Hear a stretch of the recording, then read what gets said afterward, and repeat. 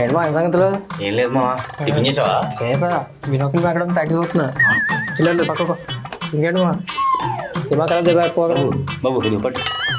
పొద్దున్నే డిస్టర్బ్ చేస్తావు మరి ఏయ్ ఎట్లా అనిపిస్తున్నారా నీకు? అడుక్కునేవాడు కాను. అవునా? మళ్ళా